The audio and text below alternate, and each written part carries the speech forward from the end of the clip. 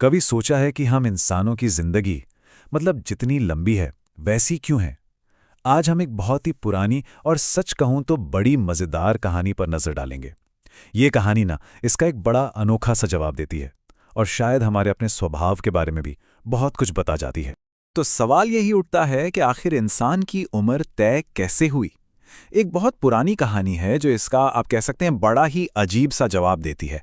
तो चलिए इस कहानी में जरा गहराई से उतरते हैं और देखते हैं कि ये हमारे बारे में क्या खुलासा करती है। तो कहानी की शुरुआत होती है बिल्कुल शुरू में, जब दुनिया एकदम नई नई थी और ऊपर वाला मतलब ईश्वर हर एक जीव को बना रहे थे। वो एक एक करके सबको बना रहे थे और साथ ही ये भी तय कर रहे थे कि भाई कौन इस धरती पर कितनी जिंदगी जिएगा।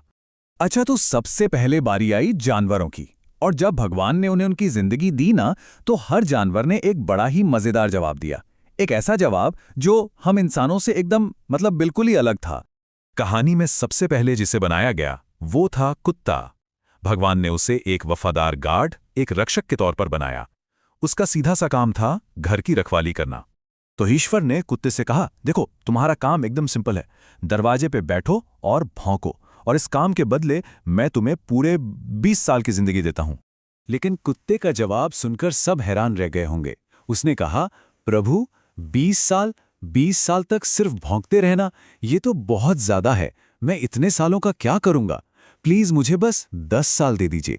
मतलब सोचिए, उसने सीधे सीधे लंबी जिंदगी का ऑफर ठुकरा दिया। अच्छा, कुत्ते के बाद नंबर आया बंदर का। अब बंदर को तो बड़ा मजेदार काम मिला था, इंसानों को एंटरटेन करना, अपनी उछल कूद और शरारतों से उन्हें हंसाना। ईश्वर ने बंदर को भी वही ऑफर दिया जो कुत्ते को दिया था। बोले, तुम लोगों का मनोरंजन करोगे और इसके लिए तुम्हें मिलेंगे 20 साल। और देखिए, बंदर का जवाब भी एकदम कुत्ते जैसा ही था। उसने कहा, नहीं नहीं प्रभु, 20 साल तो बहुत हैं, मेरे लिए तो 10 साल ही काफी हैं।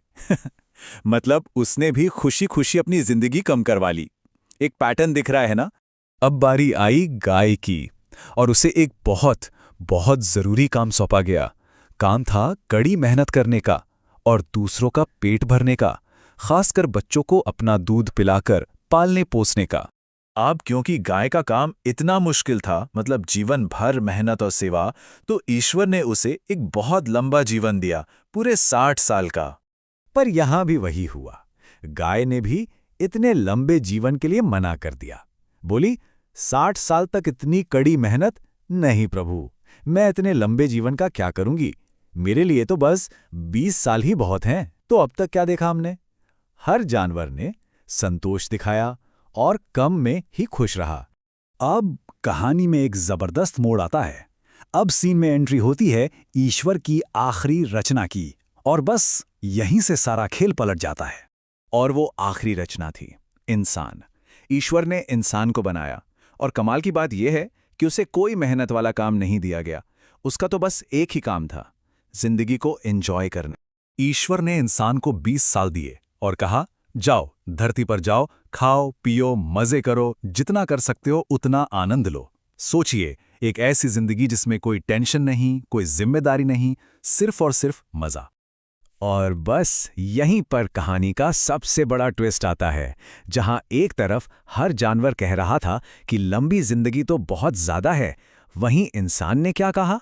उसने शिकायत की, क्या बस 20 साल? इतने कम वक्त में मेरा क्या होगा? ये सुनकर ईश्वर शायद मुस्कुराए होंगे। उन्होंने इंसान को बताया कि देखो, जानवरों ने जो साल लौटाए हैं वो अभी भी बचे हुए हैं।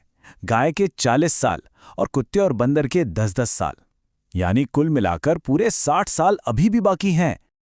और ये सुनते ही इंसान की आंखों में एक चमक आ गई, लालच की। उसने एक सेकंड भी नहीं लगाया और फौरन बोल पड़ा, हाँ प्रभु हाँ, वो सारे साल मुझे दे दीजिए, मुझे वो सब चाहिए। और ईश्वर ने इंसान की ये इच्छा पूरी भी कर दी। लेकिन इस सौदे की एक कीमत थी। इस एक डील ने इंसान की पूरी जिंदगी का हिसाब किताब ही बदल कर रख दिया। चलिए देखते हैं कैसे। तो इस कहानी के हिसाब से इंसान की जिंदगी कुछ इस तरह से बट गई।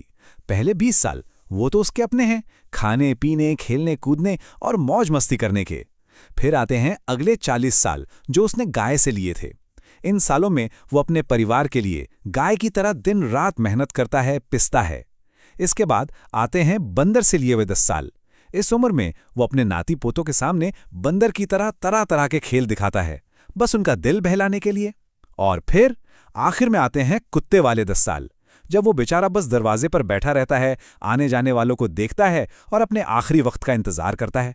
कहानी तो यहीं खत्म हो जाती है, लेकिन इसका जो असली मतलब है ना, वो अब शुरू होता है। सोचने वाली बात यह है कि आखिर ये छोटी सी कहानी हमें हमारे बारे में सिखा क्या रही है।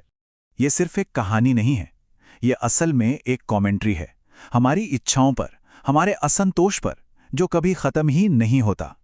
ये कहानी एक आईना दिखाती है कि कैसे और चाहिए की धुन में हम अपनी जिंदगी को ऐसे टुकड़ों में जी लेते हैं जो असल में हमारे थे ही नहीं, वो तो हमने दूसरों से उधार लिए थे। तो बस मैं आज की ये बात इसी सवाल पर खत्म करना चाहूंगा, क्या ये कहानी सच में हमारे स्वभाव की असली तस्वीर दिखाती है? क्या हम भी अपनी पूरी जिंदगी बस और पाने की इस दौड़ में ही निकाल देते हैं? इस पर सोचिएगा जरूर।